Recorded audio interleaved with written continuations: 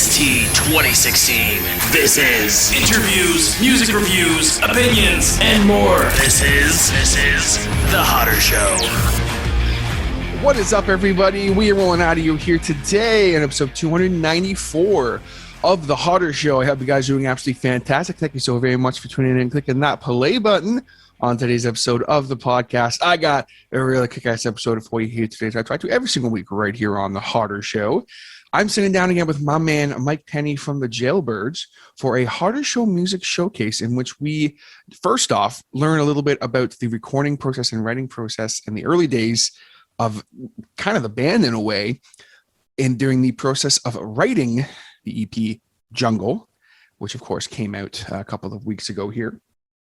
And then we hear the EP in its entirety. Then Myke treats us to a track-by-track breakdown of each song in which he tells us about a little bit about the lyrics, the story of the EP, how the song came together musically, fun stories about each track, and some fun banter thrown in there as well. It's really an enjoyable episode. If you guys have already heard the EP a whole bunch, basically the first 15 minutes is Myke breaking down the EP. Then there's about an 18, 19 minute long thing in the middle of the actual music. And then the last hour, he breaks down the full EP. So if you're not necessarily looking to listen to the EP because you've already heard it a whole bunch, you can fast forward through that part and listen to his breakdown. I'll maybe try and have a link down below in the description of the YouTube video, at least, of where each part starts and stops, where the music comes in, where it ends off. So you guys, again, if you have heard the EP in full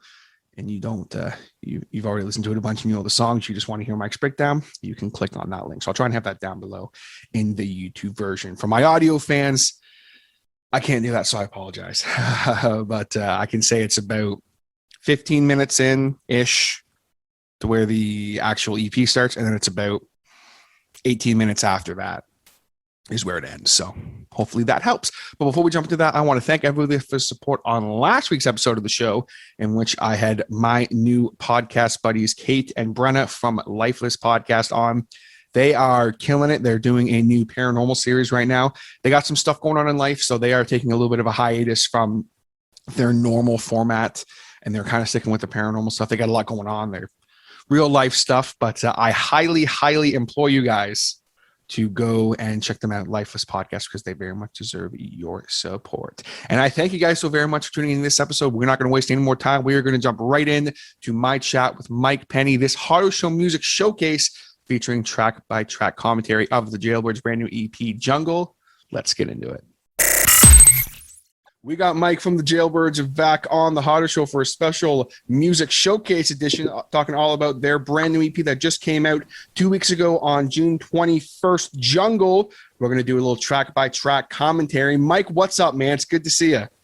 Good, man. Yeah, thanks for having me back on the show. Yeah, it feels like I just saw you. Yeah. This is fun.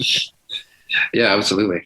Yeah, I can't wait. Well, yeah, for sure. So what we're going to do is, obviously, folks, if you aren't familiar with the Hotter Show Music Showcase, I'm going to ask Myke a little bit about kind of the recording process and that. We're going to hear the full EP, then we're going to do the track-by-track commentary. So, Myke, first and foremost, man, walk me through kind of any fun stories from the early days of the writing and recording process of Jungle.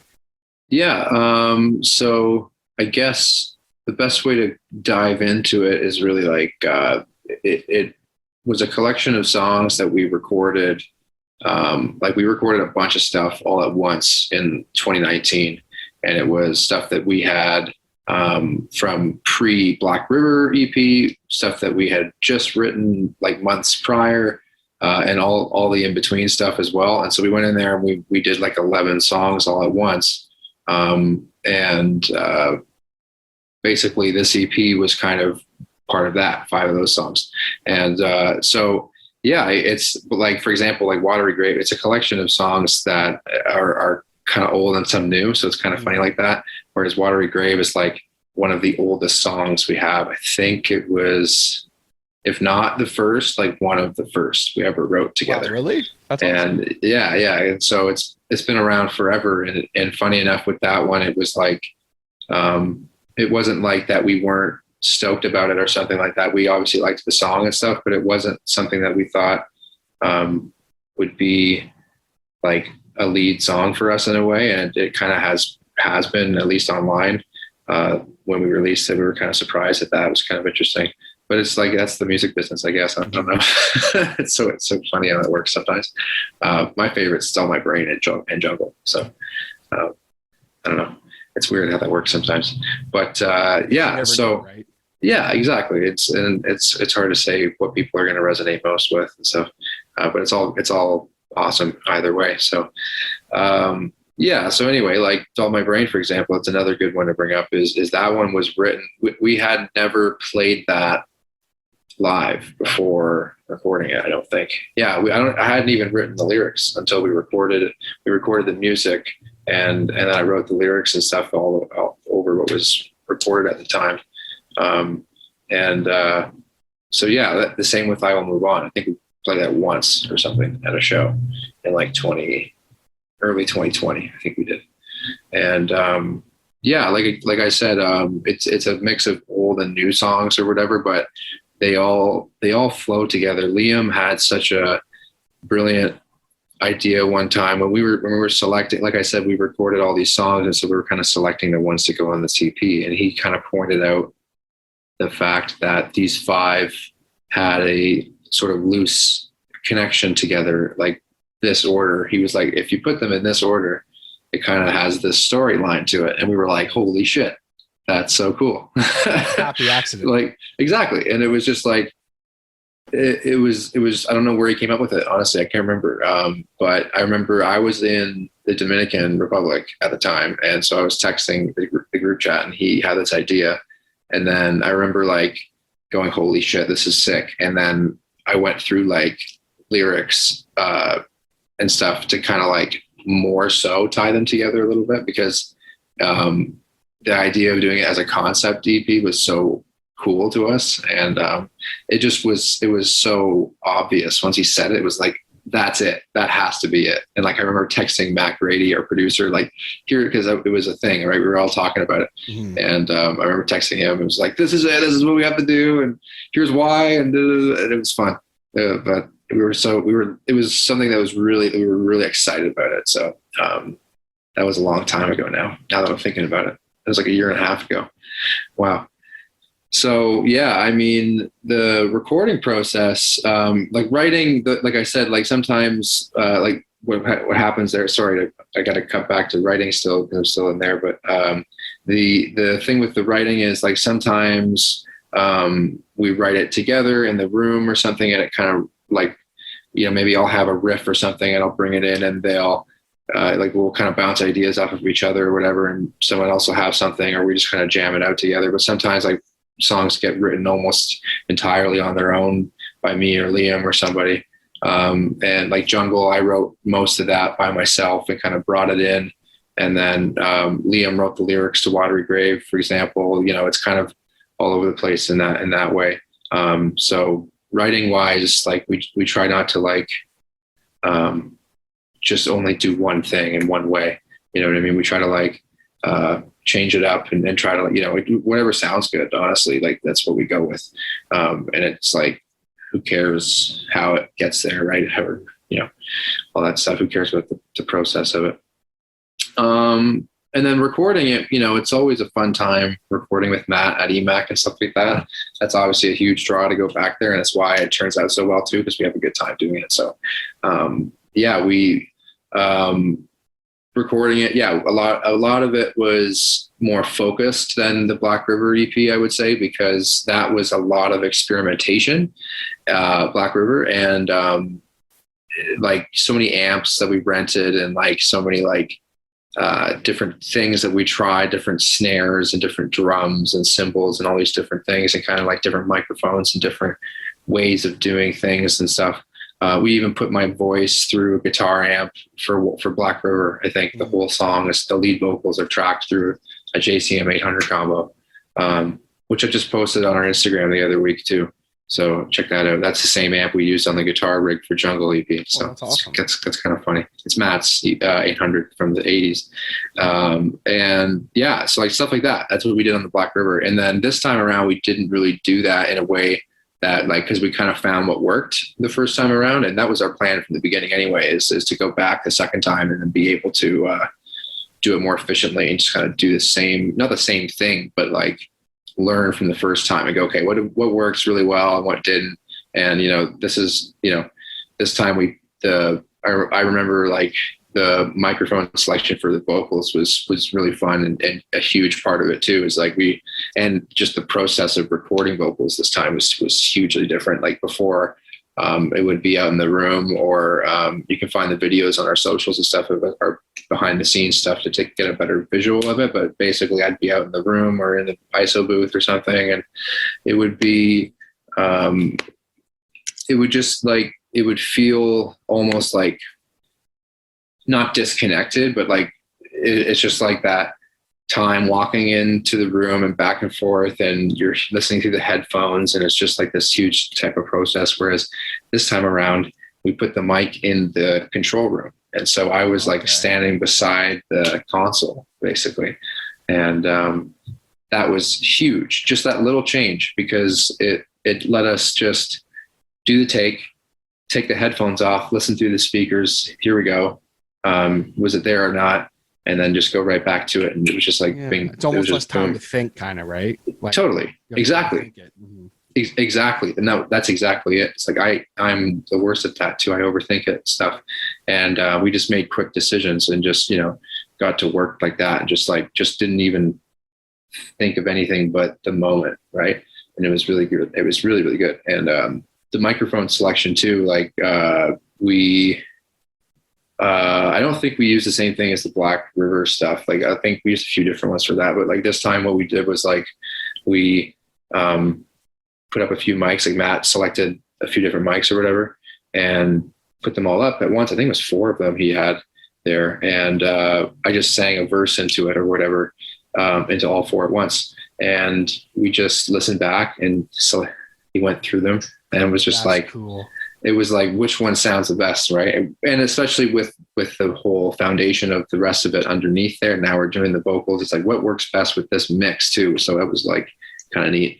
And I think it was an AKG, I don't remember what it was called, AKG something. It was like an old expensive thing. And it's just, wow. Like we use a 7B, a Shure 7B, and like a couple other like of the maybe more popular ones that people use a lot of the time. And then we switched to this AKG one, and it just like put it above everything in terms of like where it sat in the frequency range or whatever. It just fucking like, boom, here it is. And it was just like, oh, okay. There it is. That's it. It was just so clear. I remember that so clearly. And it was, you can't beat those old mics like that. Yeah. Even ones from like 10 years ago, I find that it's funny because like when I was selecting my podcast mics, my old producer buddy kind of did the same thing with me. And it was like, okay, where does it fit in the frequency? Like, where does it fit on top? And obviously it's very different for music, but yeah, no, it's like, it's the same thing. Yeah. Like I selected my vocal mic, like for live stuff, like the same way, just like singing into the same system, but multiple microphones or whatever, and whatever like worked best for my voice or whatever. It depends on everything like that. Your voice, what you're singing over, what you're talking over, all that stuff. So, but yeah, no, it was a lot of fun still. Like even being like, we weren't necessarily like repeating ourselves, but we already sort of knew where we were going, if that makes sense. Do you know what I mean? Like we weren't like going in and doing the exact same thing. It was just like kind of like trimming the fat in a way. It was just like, we went from like 9 amps to 5. So it's still, next time it'll probably be 2, you know what I mean? Like now we know what we're going for and how to get there. And it's just like, you have to just do it, in order to figure it out, I guess. And, Matt's wonderful. He produces and engineers and mixes our stuff. And, it's just, we really couldn't do it without him. I don't think, it's just, he's a huge part of our sound. Absolutely. And, like that, like I said, that was huge on the vocal recording thing. That was the biggest difference, I think, to the Black River sessions is that. And then like the other biggest difference this time around really was the fact that like when we did Black River, we went in there and I wanted to do like organ and some other stuff, like maybe layer more guitars and things. And Matt kind of had the point of like, you know, you guys are a 3-piece band at the time, and you know, maybe we should consider that too. And we're like, yeah, you know what, you're right. Like, we don't want to add people at the time and stuff like that. And so we kind of went in the direction like we are a 3-piece, and that's kind of the sound. Like, there's still a lot of layers and stuff, but it's not like full on like guitar harmonies and like, you know, all these crazy bits and stuff like that. You'll really miss in the live setting. Yeah, exactly. It's like the difference between like, you know, it's like if Boston or something went up on stage and like didn't have the harmony parts to Peace of Mind or something, right? Like, It wasn't like that. Like, our music could still totally be done live with just one guitar and it would work just fine. And that's kind of how we recorded it, right? That's kind of what I mean. And so, but then this time with Jungle and with all those, you know, the sessions or whatever, we just went, screw that. Let's just go ham, because that's what we wanted to do. And we were just like, you know what, it's going to sound sick. And then, you know, there's all these different parts, and there's organ parts, and there's, you know, piano, and there's all these different things now. Lots more guitars, which is always my favorite thing. And then, lots more vocals too. If you listen to both EPs back to back, we really went ham on the vocal harmonies and like and stuff like that. Yeah. Huge about like Queen and you know, all those kinds of like choiry types of sounds like that and stuff. It's especially Queen. Like, I grew up on, like, I think I said it last time, where like my dad like lost the CD. I played it so much in the car. So like, it's always been something that's been so cool to me.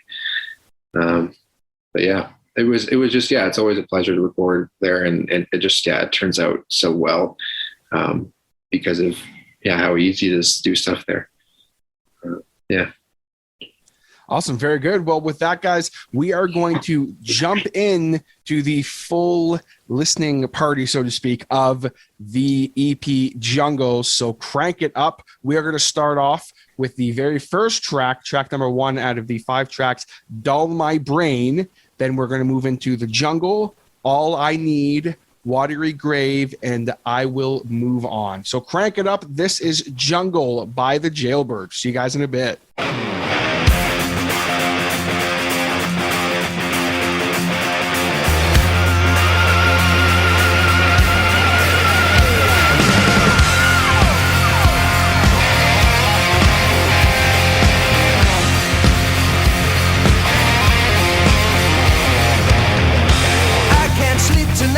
My mind keeps running and I can't stop it.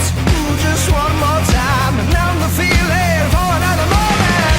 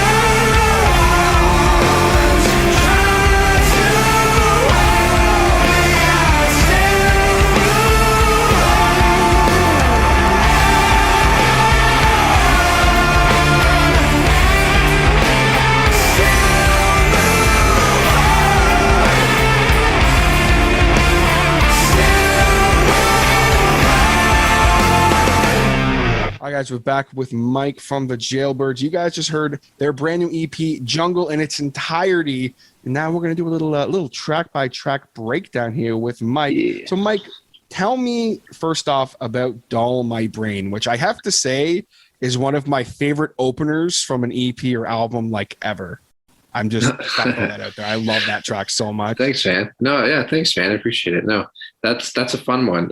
It's challenging to play and sing, and it's one of the fun ones to do. I think just it keeps it keeps you on your toes, and it's one of the songs that we had never played live before.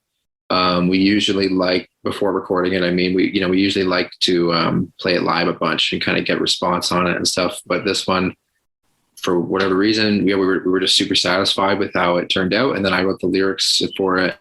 Liam had a bunch of lines as well for it, because there's some, like, I don't, a lot of the time, like, we really look at the lyrics and stuff and really get nitpicky with every little word we use and how we phrase it and things like that, and not only that, but like how I pronounce it and things. Mm-hmm. It's all super important, and it needs to be done for sure. And so yeah, that I remember being in the Dominican Republic, and this was right before COVID, so it was like kind of bittersweet memory, I guess, because I want to go on vacation. But anyway, so I remember sitting there finalizing the lyrics, because I think we were recording the vocals like a few weeks out or something from this at this point, and I just writing them back and forth in the group chat and stuff. And Liam had some stuff, and it turned out pretty good as far as I'm concerned. I'm really stoked on it. It's one of those ones where I can look back on it and actually be like, yeah, I'm actually really happy with how it turned out. And, you can't say that about every single song you write. So there's something to say there. The guitar solo is pretty special too. Like, that was the one, like I said, we recorded a bunch of songs at once. And so that was one of the ones on lead guitar day where I didn't have anything really written for it. Unlike a lot of solos, I tend to go in there with at least like sort of 90% of it at least. Sort of, I have like sort of the pathway I want to go, but like the transitions I'll kind of figure out, because I really am a fan of like Richie Blackmore and Angus Young and Slash and all these guys, and a lot of their playing is improvising right on the spot, and so they a lot of that kind of wow factor is because of it's almost a mistake in a way, you know what I mean? Like, it's like something that you can't quite play the same way again. And that's why I don't like to just have, this is the solo and I'm playing these notes and that's it. It's like, this is sort of the solo. And then I just kind of like go crazy. I don't even think about half of it, right? Or whatever it is. And I don't know, that kind of works for me. But with this solo, again, I didn't have anything really. So I just kind of like noodled over it and we weren't getting it. And then a whole day of recording guitars, and then this was the last thing we were doing. I had one solo I think we had as the take or whatever, and I was obviously exhausted recording guitars all day, and it's just like auditorily and obviously mentally and physically too from playing all day and shit. So I was just gone, and Matt was like, okay, let's come back tomorrow morning and we're going to do more guitars and stuff. So I went and got some sleep, and then I came back the next day, and I remember just like, okay, I was so mad at the solo. I was like, fuck this solo. I'm going to do this. And so all night I was like, okay, here we go. And I remember getting back there and just I think it was my Explorer, picking up my Explorer and just being like, fuck this solo. I'm going to do it. And it was like, that was all in one take. And it was just like, boom, there it is. And we're like, yep. And we're like, we just moved on from there. And it was just like such a triumphant moment. It was like, yes, screw you. Because like sometimes that's what it feels like for me. It's just like I just can't quite get it to where I'm like, I want to be stoked on it. Yeah. So, and it's just, I don't know, I'm like, I don't know what it is. I just don't like it. And the other guys are going to be like, you're crazy, but I'm just like, no, there's something about it that I don't like, and I can't put my finger on it. So, but then I got it. So I'm happy about that. But yeah, it's a fun song to do. Pushed everything to 11 on that one for sure. Vocals, guitars, everything sounds like it's exploding. Brian Moncar's mixed this song as well, I need to mention, because he just did a wonderful job on this, and it was fun to work with him. Of course, he's great. and great guy. And yeah, it has such a cool sound to it. It really does. So I'm stoked on that. Awesome. Yeah. Very good. Real quick, with Dull My Brain too, lyrically, yeah. Like, I mean, I think some things are pretty obvious, but what would you say is kind of the overall story of the song? It follows our character through, like, this is a concept EP, so it follows the same character through a bunch of different kind of stories. And so this one, Dull My Brain, it's about using substances like alcohol or weed or whatever to quote dull my brain or whatever. And it's basically the character in the story is kind of in a point where they feel like, and I'm sure it's mainly from the perspective of weed, honestly, and it can be applied to anything really, but a lot of it is like a lot of our music is personal experience. And so for me, it's weed. So that's why it is the way it is. But it's really like a point where you get to it and you want to stop, but you don't at the same time. And it's this weird, like, in between thing. And you're just like, I don't know if I want to, but you kind of do. I don't know. It's like this weird kind of thing. And so, the line, I can't get through with no high and stuff like that. It's like this feeling that you have of, I need it in order to do this thing. Right. And it's just not true. It's just, let me just say now, it's just not, feeling, yeah. You feel like that for some reason, maybe a little bit. For me personally, it was like a little bit of the culture of it and stuff, and how everyone's kind of like, yeah, this is the best and it's great. And sometimes it's not, you know what I mean? It doesn't get said enough, I don't think.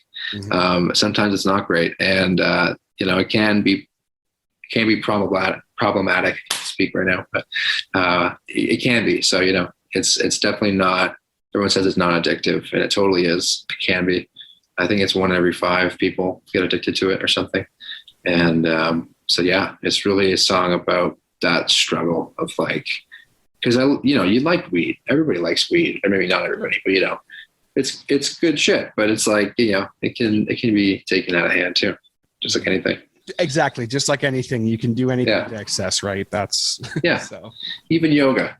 Yeah, you can get into yoga. You can get addicted to podcasting or food or whatever. Yeah, right. Yeah, anything. Video games, blankets, Wars, whatever. Blankets, weighted blankets. Yeah, exactly. Pillows. Yeah, pillows.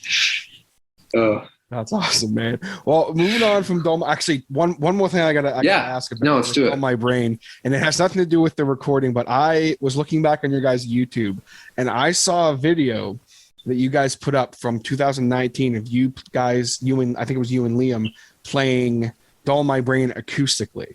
Right. How hard is that song to sing and play acoustically? Because it, like, you would absolutely killed it. Like, I was listening, and I'm like, oh my, because I was like, how is he gonna, how like some people will, like, when you have a song like that, they'll kind of like back off a little bit. They'll maybe make it a little more strummy, or you know what I mean? And it was like sounded note for note, just acoustically. So I have to ask, like, how hard is that song to play acoustically? It's a tough one. Well, thanks, man. First of all, no, I that really is flattering. It's a tough one to do, and it. I didn't want to slow it down or anything. I just wanted to do it like, because it's such a bluesy kind of riff, right? Yeah. And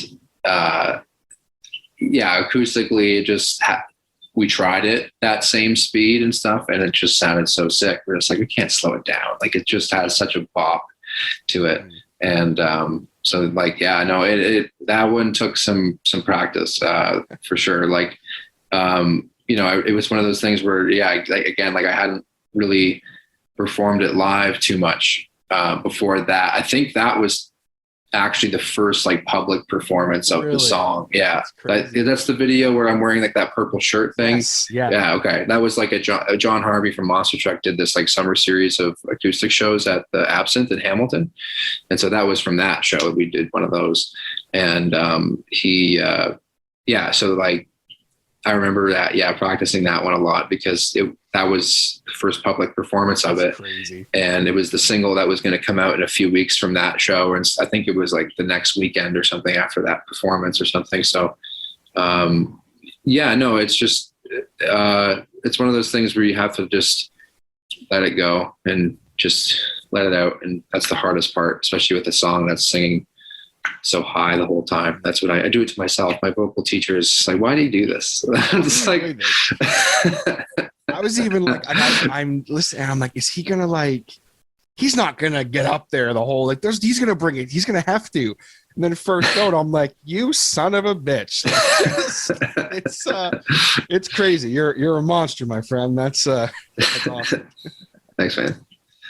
Very good. Well, I had to mention that, but moving on from that with the next track, we have kind of, I guess, the title track in a way, I guess, with The Jungle, which is one of my favorite riffs on the whole record. So walk me through The Jungle. Yeah, so this is, I remember where I was when I wrote this riff. I used to live in Hamilton, Ontario, and in just some like shitty apartment. And it was like, I was in this corner of the spot where I had my computer and everything set up or whatever, my guitars. And I remember just like having this riff. And you know, it's pretty simple, but it's like the way that you play it really. It's just like anything really. It's about the way that you play it. And it just kind of has this kind of vibe to it. And then I'm, super into like Soundgarden and Big Wreck and like, stuff like that with a lot of like opening notes on the guitars. And I don't remember what exactly inspired, probably a mix of things inspired me to do it, but I was like, what if it was the same riff, but just like an open chordy bit, right, for the verse. And that's kind of how it happened. I was just like, okay, I have this one riff, and then I was like, just played it with holding each note, right, and just went through it like that and held it as like an open chord kind of thing. And that's really how it was written there. It was all like in that one spot, and the lyrics in that same spot, maybe not the same night. I don't think it was all the same time or anything, but I made all the demo and stuff and on my computer and, programmed all the drum parts and everything. And like, I kind of wrote it all together at once there. And it is one that we are collectively really, really stoked on. Like as a band, I think it's our favorite one. Not only to play, but just to like look at and just be like, that's really we're so proud of this one. And it's a really great representation of us in a lot of ways. And the lyrics just turned out really cool and paint a really clear picture for the listener, in our opinion. And it really just is one of those ones where we're just like, yeah, like this is cool. And to record it as well, like speaking of the recording, Matt Grady had this wonderful idea. I'm sure you've heard it in the kind of the pauses in the song. There's this African stick thing going on, which is like the coolest thing ever.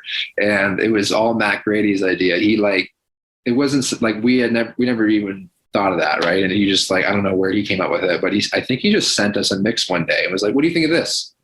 And didn't tell us anything. Just like, oh, here it is. And it's just like, we listened to it and we're all like, whoa, this is the coolest thing. And we lost it. And then later on, he was like, going to take them out.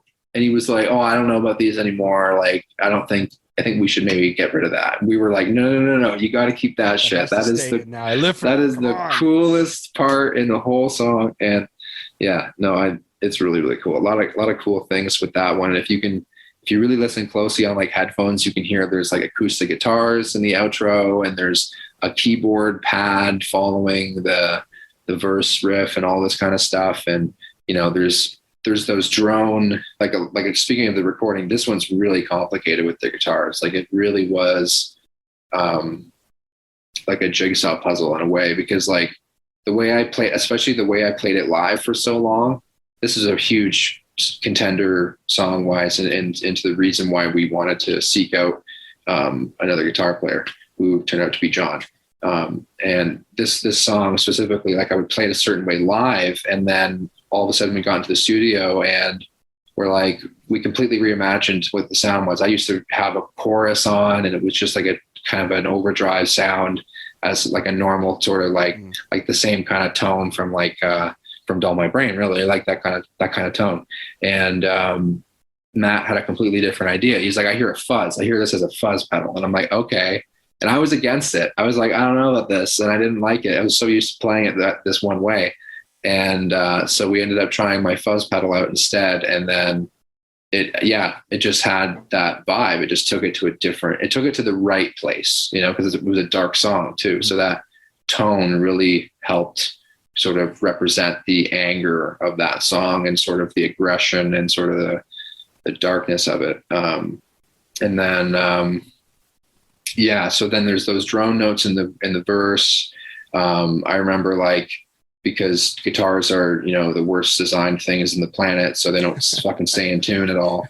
And so I remember hitting the string and the tuner being on the monitor. And I would just like, to keep that drone like perfect throughout that whole verse, like where I hit that low C, because I have to tune it a bit low because I hit hard, right? So to keep it in tune for the chords and stuff, I have to tune it a touch lower than it needs to be. But then droning it, obviously it goes below where it needs to be. So I had to like watch the C, and then when I see it just start to go, I would bend the neck until it was in tune. Wow. And it was just like, fuck, this is so weird. Ridiculous. Why am I doing this to myself?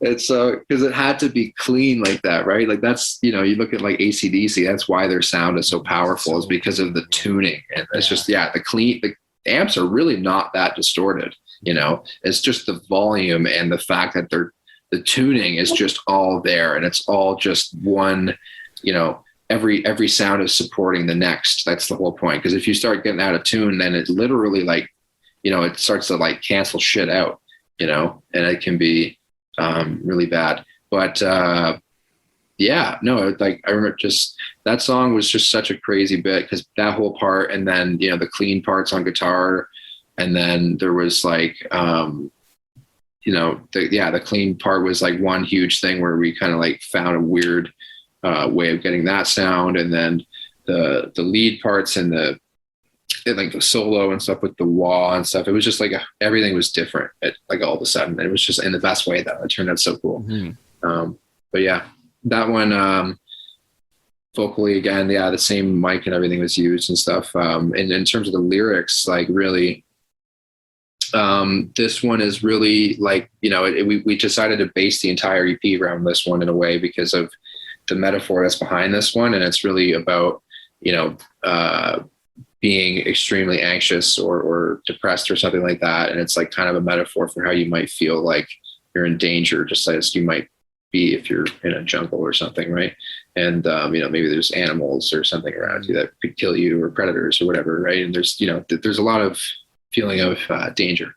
And so you're searching for something that, to kind of get you out of that, whatever it might be, it can be whatever profit you want to decide upon. And that's where that lyric comes from, searching for the sound. And it's just trying to find something to, cling on to find your way out in a way. Out of your the jungle, or jungle, exactly, so to speak. Yeah, exactly. And it's just it's like a really taxing place, and it's not a happy place, that's for sure. that's why the song is so dark and aggressive like that. So definitely. So well, talking about like the droning notes and the guitar and that, this seems like a good a place as any. Walk me through a little bit. Like you mentioned, you use like 5 guitar amps on the record. So just quickly walk me through what you were like, kind of, I guess, the rig you were using for guitar. I'm curious. Yeah. So we, I didn't have this amp at the time behind me, my Morris. This is a 6970, but my main amp that I've used for years is called an XS2. It technically is like a custom XS2, because I'm not the first owner. Some other guy had it built in like 2006 or something like that. And it started as like a hybrid between an XS2 and a JTM 45 style circuit. And so when I got it, it was really spongy because of that.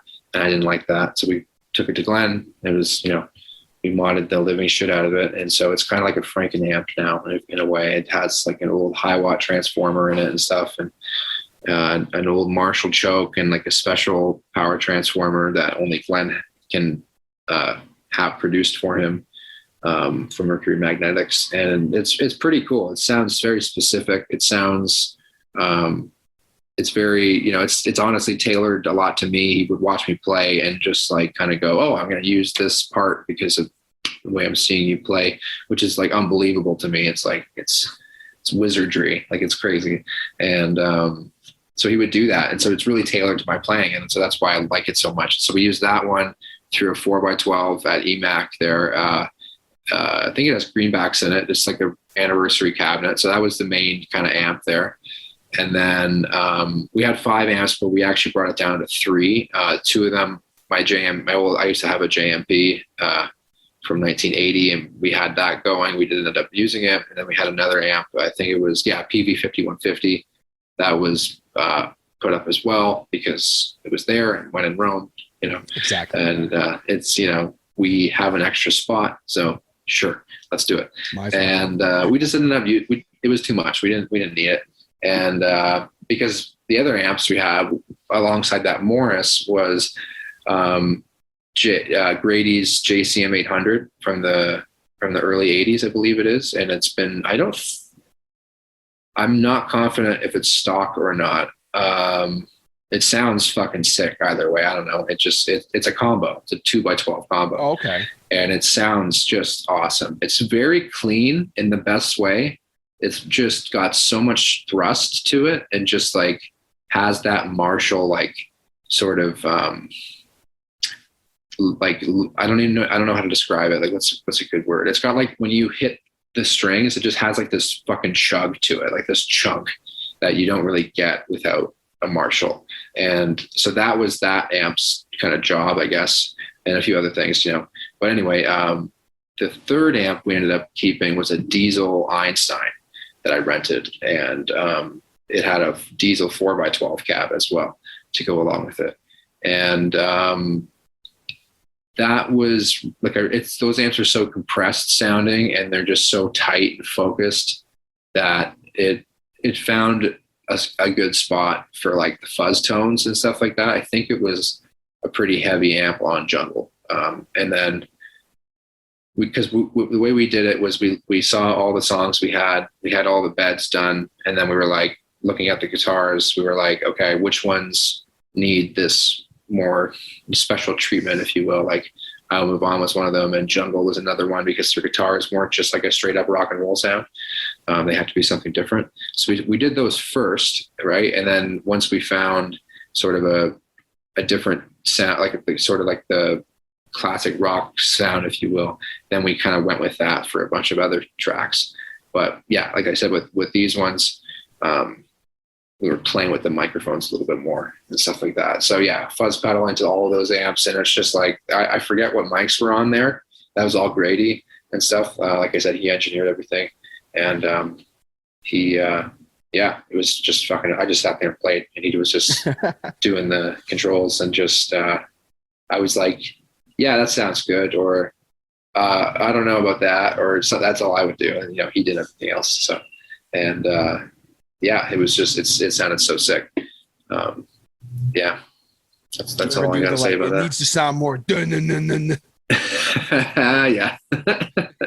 Just sounds at him. Yeah. It needs to sound like this. I don't remember what documentary I was watching one time where the guitarist like literally was like, no, it needs to sound like, like I was yeah. Is that a thing? Like, I'm sure it is. I don't know. No, it's great because Matt is also a guitar player, so he gets it. He just understands. So yeah, that's awesome. And then for guitars, were you mostly using your Explorer, or was there other guitars you were pulling out during the recording process? It was mainly the Explorer for a lot of it, at least the rhythms and stuff. And then I'm actually not 100% sure what guitar I used for the rhythms on that one. It could have been, it might have been the Explorer. I wouldn't be surprised if it was, because I remember being on such a roll with it, with the rhythm day, that it must have been the same guitar, because I remember not putting it down, and we were like, wow, that was all Explorer. So it must have been. And then leads, I would use the Strat and stuff that I have. It's a Warmoth custom build. And then another thing that we sprinkled across the whole session was I have this Gretsch hollow body guitar. I don't know what the it's like the bigger style one. It's just like it's got two Filtertrons in it and a Bigsby. I can't remember the exact model because it's like they just hit the keys randomly for their models apparently. Yeah, you're not wrong. And so that was the main stuff. And then a couple of songs I think we did overdubs with Matt's Gibson Les Paul Gold Top. And I think that was pretty much it. That was pretty much the arsenal right there. That's the I believe it is the Duo Jet hollow body. I think Duo Jet. The G6128 TDS Duo Jet with Bigsby. That sounds right.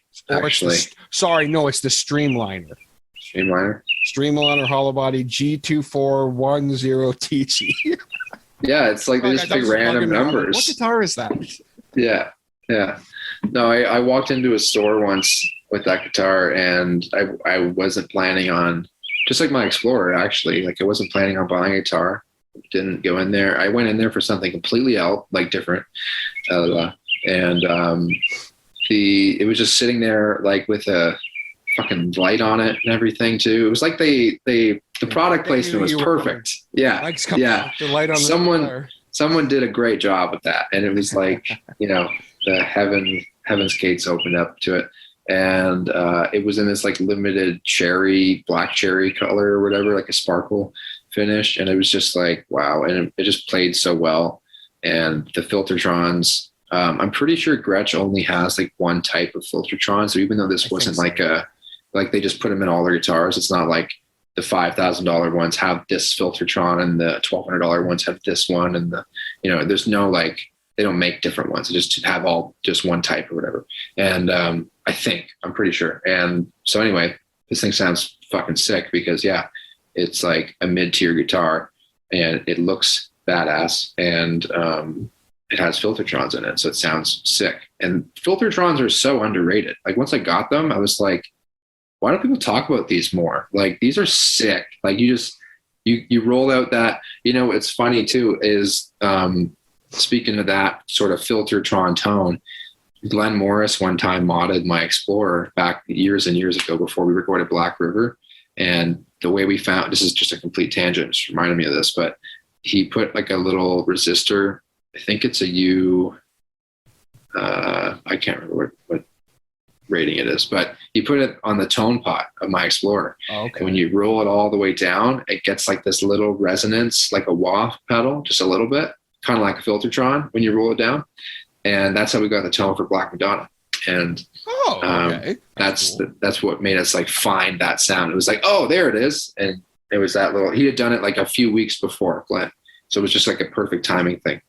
But then that's what that Gretsch guitar reminded me of. It's like that sort of tone. And I've been playing with that for years already. And I was like, okay, this is dope. And it's like all the time.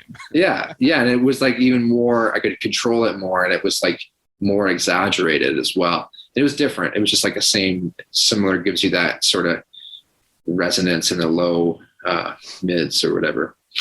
That's funny. Those Filtertrons, it's funny you mentioned like the way they sound.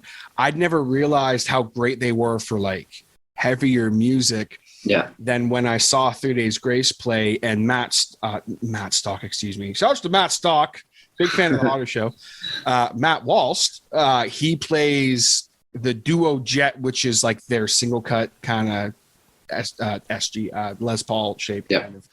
And I'm looking at him and he's getting this gnarly tone, like just disgustingly gnarly. And I'm like, what is he play? Is that a Gretsch?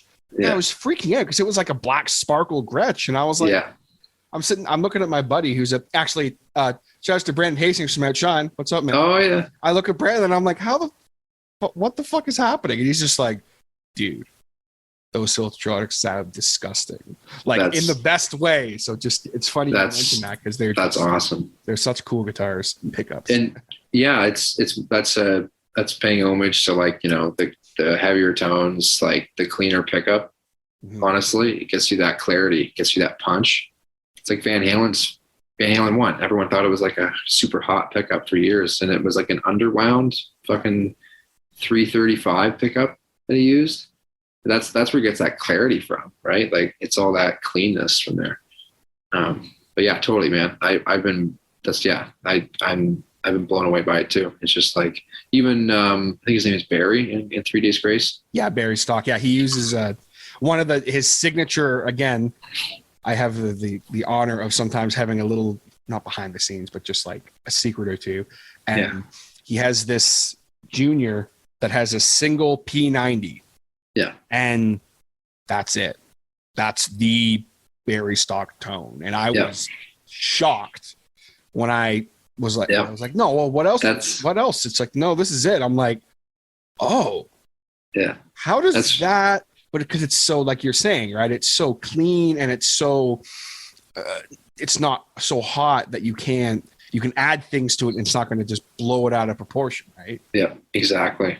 No, exactly. And doesn't he only use it in the studio too? Yes. Oh yeah. He doesn't play them live. He uses like Ibanez stuff live, right? Oh, I can tell you every guitar he has. I'm a massive Barry Stock mark. Oh yeah. The Ibanez SZs are the that's the main one. And then he has a few Destroyers he uses as well. Right. But the SZs are like, that's the double cut. They don't make them anymore, but that double cut. Yeah. So that SZ I sold that I really regret. Oh no. Yeah, I saw him. I interned at the studio in Toronto, and I was there when they were recording the first record with Matt on it. Oh, nice! Right on. Yeah, Human. And not Human. Human. Yeah. Yeah. It was the one with Painkiller. Was it Painkiller? Yeah, it sure is. And it's the riff, man. And I was surprised too. Like he saw it. I saw that was kind of. I wasn't there in the control room the whole time or anything like that, but like. I would see some stuff and like, it was that Junior. And I was like, what the fuck? Like this is the one. And it's that like the sound was just unbelievable. Like I think he had his diesel amps and stuff like that. And there was a couple other things too. And wow, it just sounded unbelievable. Yeah. He's so good. Yeah. He's someone who was like, and I mean, again, like I said, I'm a massive Barry Stock mark, but like not just because I work for his beard company, but like I am genuinely like I had posters of him on my wall. Like I'm a huge Barry Stock fan. Yeah. And like for me, when I'm looking at his rig and like, okay, it's got the 2 diesels, cool. And then there's like an airplane's worth of shit going on too. To get that tone that is so the second you hear it, you know what it is. And it's just like but a lot of that is in the fingers too, right? Like I heard him totally little combo, and it's like, oh yeah, that's all in the fingers, but it's crazy. It really is seeing it and learning kind of like, okay, like, oh, here's what this looks like, and this goes unbalanced to balance and blah blah. I'm just like, I don't know what the fuck you're talking about, man. I don't know. Yeah, yeah, man. No, I'm sure like he has a lot of ground to cover too with all the albums they have to play through and stuff. So he's got to have quite the rig. It's like Scott Holiday from Rival Sons. He's like, he's said it too. Like, he's the guy had like 3 pedal boards, right? And it's like, people are going to be like, oh, and it's like, we have like, at the time, I think it was 8 albums or something, 7 or 8 albums that they play from. And he's like, I want to do them justice. And I respect that. It's good. It's like, and his tone is amazing. You ever seen him play? Like it's unbelievably good. Like it's crazy. So all you purists out there, you don't need screw the purists. All you need is to plug into an amp, bro. It's like, hey man, where's your records? That's I find in my experience, most people who have that attitude, it's like it's about what you do with it, and it sounds good. It sounds good. It's just at the end of the day, that's all that matters. And some people can just plug right in directly into an amp and make it sound utterly amazing, right? Not everybody is Slash. That guy can play anything and make it sound like Slash. Yeah, exactly. Like, that's exactly it. That's the mark of a true great guitarist. Like they can pick up any guitar, any amp, and it sounds like them. And it's just like Yeah, that's how you know they're a really great, unique player, right? Yeah, exactly. That's awesome, man. Well, moving on with the track by track, the next track, which is the third track on the EP, All I Need, which has one of the coolest like outros on the whole EP because of the solo. So I want to ask about it. Walk me through All I Need and kind of the story behind the song there. Yeah, that one we played live a lot and got a lot of good response from it every time we did it. It took a few turns here in the writing in terms of the arrangement and stuff like that a couple times. Deciding to move the chorus around and just like writing what the chorus would be and trying to find the best way to build it and stuff. And obviously that one's like really heavy on the vocal harmonies and stuff and the pre-chorus and all that. And we tried to write it as like having multiple choruses in a way. If you can tell from like we try to make every part kind of catchy. And it's fun too. It's got a nice bounce to it. So the riff already was that. I'm literally sitting here like listening to it in my head, and I'm just like doing this. I can't help it. It does have that kind of bounce swing to it. Right. And yeah, exactly. And so we wanted the vocals to kind of like, what would you sing if you were like dancing like that? You were, maybe a little drunk or something, and just like, having fun with it, and just like what would be like, the thing to do. And that's kind of how we wrote that one. And it was like, those harmonies are very Queeny and, very 80s in a way too, with all the harmonies and everything, and just the way that they go. And guitar tone is same setup as Dull My Brain. Like mainly like in the jungle walkthrough thing, I mentioned the amps that we used and stuff. And really like the important part that I didn't mention there was that was the main amp setup. And then basically we would push those amps with different pedals to get different flavors. And that's kind of what I do live too, is I'll have my amp set on the brink of destruction or whatever. And that's really like a lot of tone already is there, like 80% of the way there or whatever. And again, it's like, it's not that these amps can't get like super dirty. It's just like the way that I like to have it is like some of the pedal kind of character is kind of changing it. Like, for example, it's like, for example, I have a tube screamer on most of the time, and that gives you a certain mid thing. And it just has a certain character to the specific pedal too. It's a Tribute Audio pedal. It's a guy from Peterborough called Tribute Audio Designs. And actually have it right here. It's this pedal right here. And it's just like I've heard about that. Yeah. I recognize the logo. Yeah. They're really awesome. And it has a button on it that changes like the clipping diode or whatever. And up is like a more aggressive sound. And then the other side is a bass boost. And so I have that on as well as the more aggressive side. And I'm just boosting volume. The gain is on 0. I'm just boosting the volume. The tone is up the middle. And because again, the gain is all from the amps, it's like the tone, the amp and the gain is all there already. It's just about kind of pushing it in a certain way. And so that tube screamer is very mid heavy again. So that's for that tone. That's a lot of my tone. And then sometimes I'll put on the fuzz pedal from Tribute Audio, which is like a tone bender and all that kind of stuff. So, it just, that's kind of how we set it up in the studio too, is those amps were kind of the main meat and potatoes. And then like the other thing that we pushed it, we had like, a few pedals from the studio and stuff too. So we used a bunch of different stuff, but that's kind of the setup. And so for All I Need, it was that tribute pedal. And, cause again, once we found that tone, it was like, oh shit, there it is. And then we kind of like ran with it. And, so that one was like that. And then we remember this one specifically, there's like, it's not like a lead part by any means, but in the pre-chorus, there's what we call Mega Man guitars, which if you put on headphones and you listen close enough, you can hear them. And it's like these harmonized little bits that we use this, it's a Zedvex Fuzzalo pedal, I think it's called. It's just this little one. It's got a little buffalo on it. And so it's got 2 knobs, volume and square wave or sine wave or whatever the fuck. And so anyway, we turned it on until it was just like you had to pick really hard to for it to come through because it was so gated, and it made like this 8-bit type fuzz sound in the best way. And it was like, oh my God, like Liam and I were literally like, that is like Mega Man right there. Like that is the sound. And so we're like, this is it. And so I think it was the Strat. I'm not 100% sure. I feel like I would have used a single coil. So I want to say the Strat. And then, yeah, just doing those lead parts. And it's another song contender for another guitar player, because we're just like, we have rhythm bits underneath, there's that guitar lead line, other things like that. So yeah, really like, and then with the outro there, that on this one, we just, felt like we needed at least one crazy outro on one of our songs. Everyone needs like a rock and roll outro or whatever. Oh yeah. So makes it. yeah, so we just go crazy on that for sure.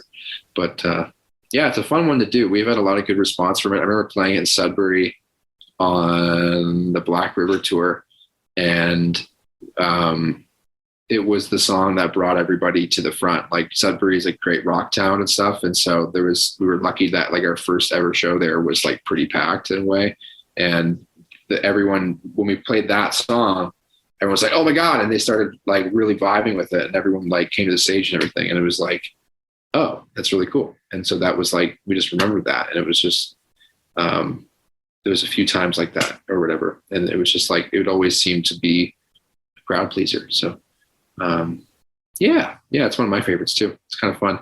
Like I said, it's got a bop, so it's fun to play too. Yeah. That's awesome. Very good. As far as with the lyrics, just like to continue on with kind of the concept, where did the lyrics fit in with the story? So far you've got Dull My Brain. So you've got someone, dull in the brain, for lack of a better term, and it maybe leads them to a darker place, which is then the jungle. And then All I Need is really about this character finding someone or something that they feel is bringing them up and going to change their life for the better. And it's this person's like down on the upside, if you will. And it's so it really, the character is like kind of coming out of their shell in the beginning, with the verse, and you can't tame me or whatever, and I'm gonna just get out of this state. I'm gonna try to make a big change here. And this person obviously is kind of fed up and had enough, and so wants to try to reset, if you will. Mm-hmm. And so, it's kind of like, it's a hopeful song too. It's bluesy and it's kind of happy. And it's like, they found maybe the woman of their dreams, or if you will, or whatever version of that, and that sort of story, fairy tale ending, if you will. It's like, that's what they're hoping for, at least. Mm-hmm. And that's kind of where that comes from. Awesome. Very good. Well, then obviously from there, the next track on the EP, we have Watery Grave. Yeah. So walk me through Watery Grave. Obviously we can kind of all get the vibe of probably where that song's going lyrically in comparison with the story. Yeah. But walk me through, because that's a really cool tune. I really like Watery Grave. Thanks, man. Yeah, no, Watery Grave, just continuing with the lyrical thing there. So this person thinks everything's going to be great. It's all, coming up in terms of, it's like everything's being nice again. And Watery Grave is basically about that idol not being what you thought, and it actually brings you down, crashing down.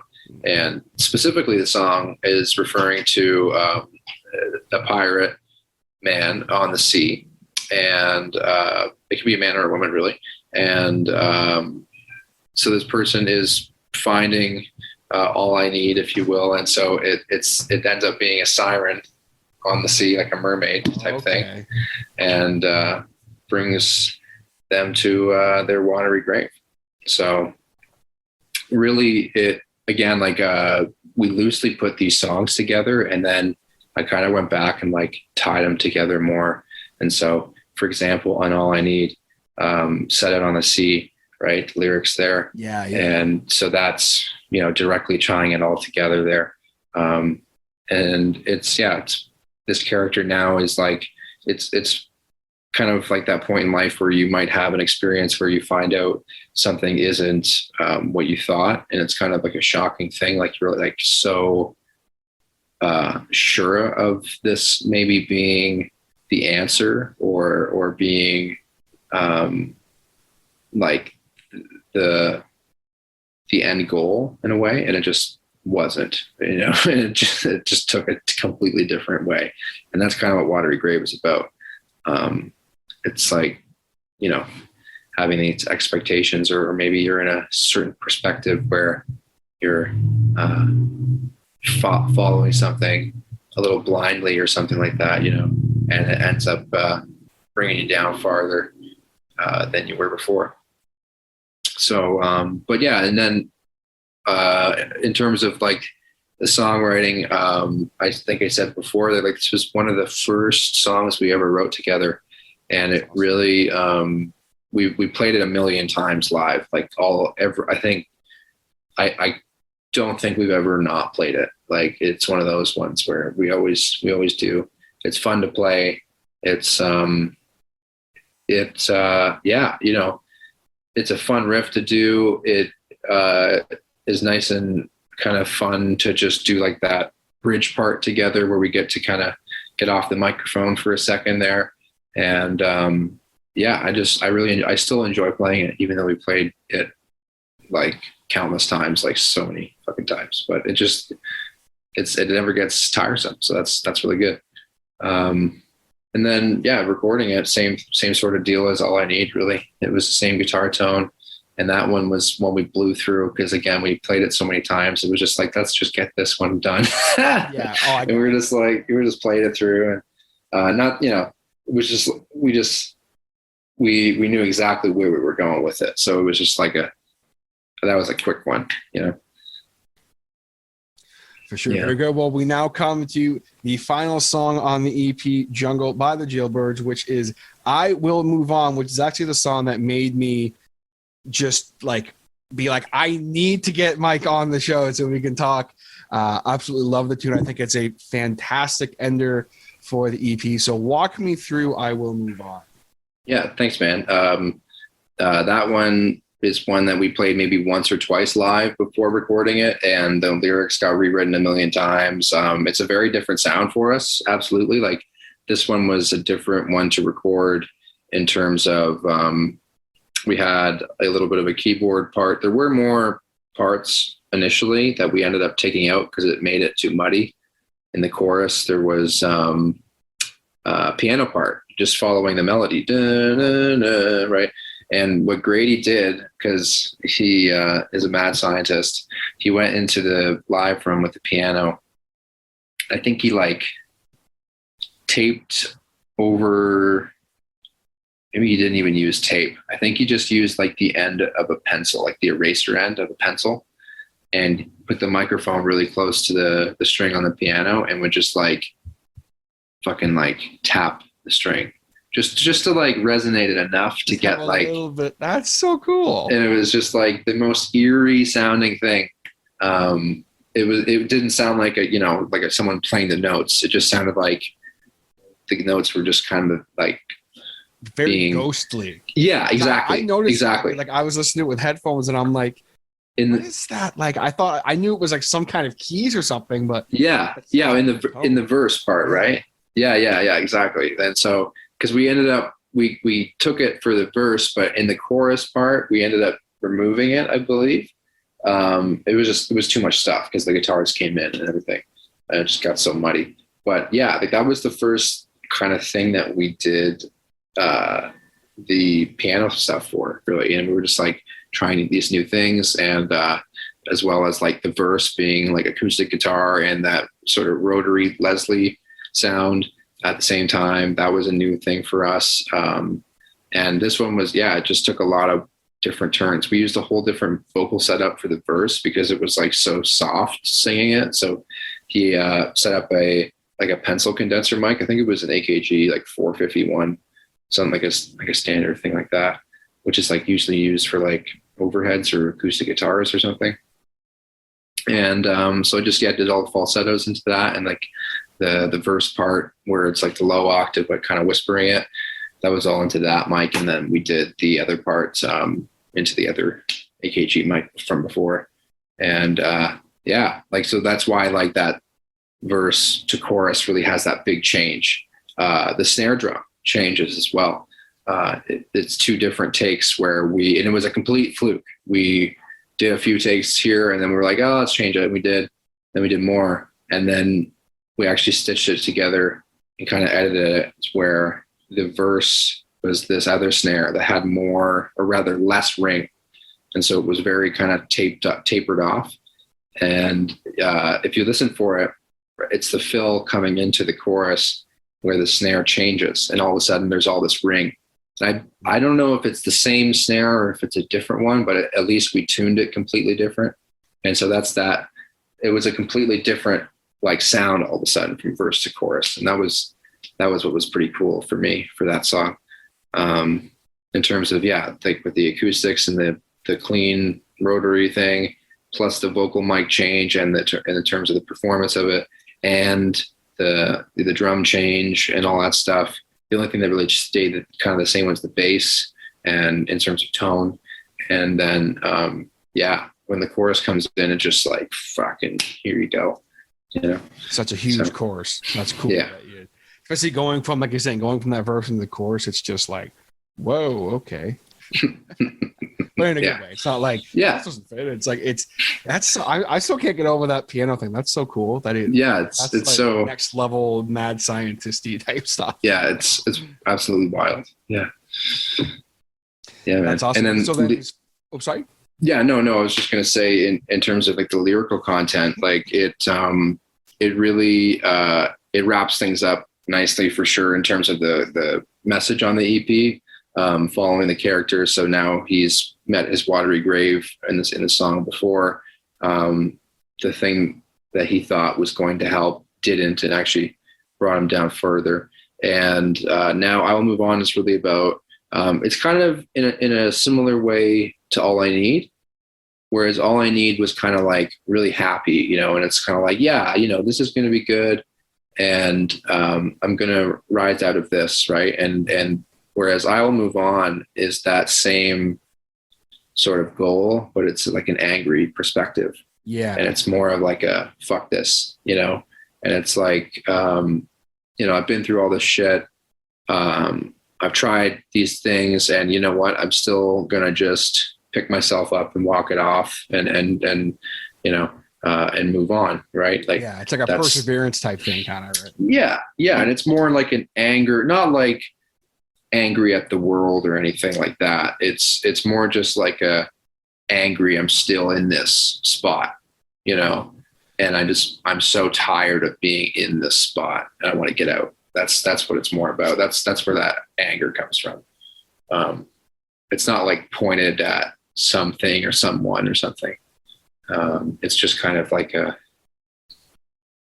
you're so tired of maybe doing the same routine or the same thing that is just not getting you anywhere. You finally have that realization, like it's obviously like this, and it's just like so obvious all of a sudden. It's like that moment, Yeah. But yeah. No, I get it for sure. It's like just that it's like it's an anger thing, but it's not like, directed at a single person. It's just like, I gotta get out of this area. I gotta get out of this. I gotta move on with my life. And that's cool. It's not like fuck my boss or something like that, or fuck the man or something like that. It's like you said, fuck this situation I'm in. Let's move on. Yeah, exactly. For sure, man. Well, very good. Well, man, I appreciate you so much doing this. It was really fun getting to learn about the EP that I've been enjoying so much over the last couple of weeks. I've been cranking it. And, my coworkers have heard it a couple times now. And, it's nice. It's great, man. So thank you so very much for coming on and doing this with me. Yeah, no, man, my pleasure. Thanks for having me back. Yeah, no, it was fun to talk about all that stuff. And I'm glad everyone's liking the EP. So continue to stream it and share it and all that good stuff, everyone. Thanks again. Definitely. Very good, guys. I'll have all the links down below, so go check it out. Go check out the Jailbirds wherever you find your music and on all the social medias. The Jailbirds band. Check them out. Mike, thank you so very much, brother. I'll talk to you. Cheers. All right, guys. There you have it. My Harder Show Music Showcase track by track breakdown of the Jailbirds' brand new EP Jungle with Myke Penney, the vocalist and guitarist of the band. Hope that you guys enjoyed it. I know it was a long one, but I like longer episodes of podcasts. I don't know. I like to listen to podcasts when I'm at work. So for me, the longer podcasts are just more enjoyable. But I think that last hour really had a lot of fantastic content and stories that you guys will not find anywhere else, and some great information about the writing of the EP. So go check out the Jailbirds. I'll have the link down below in the description to be able to find them. Check them out on the web, social media, all that fun stuff. Stream the EP, buy the EP. It is fantastic, as you guys heard. If you skipped it for some reason and just want to listen to Mike's commentary on the tracks, you know how great the EP is. So go support the Jailbirds. They very much deserve it. And I will have to get the guys on again sometime. Won't be as soon again. I don't usually do things quite that soon, but it just worked out. And Mike, thank you so very much again, my man, for coming on once again and being such a fantastic guest, just like all my guests are. I'm very fortunate to have some very stellar guests here on the Harder Show. Very, very fortunate. I'm fortunate to have your support. Thank you so very much. If you are still watching this especially, or listening to this still especially, you are the best. Thank you so very much. Be sure to hit that subscribe button if you have not yet. It means the world to me. If you're listening on the I still call it iTunes, folks, but it's the Apple Podcast app. Be sure to leave a rating if you can. That really, really helps me. My goal for 2021 is to be in the top 30 of the podcast charts at least once, because so far this year I was in the top 38. So I'm hoping to get in the top 30 for the music-based podcasts in Canada, which is pretty big for me. So again, thank you everybody who listens on the iTunes. But if you don't listen on the iTunes, you listen on Spotify or Stitcher or Google Podcasts, which is a great app, by the way. I love the Google Podcasts app. Or on the YouTube. Be sure to subscribe, follow me if you can, to keep up with everything that goes on with the Harder Show. I got another stellar episode for you coming up next week. Actually, another music showcase track by track breakdown of my buddy Ethan Flynn, his brand new album that just came out, The Pumpkin Club. And we dive into, again, the full album in its entirety.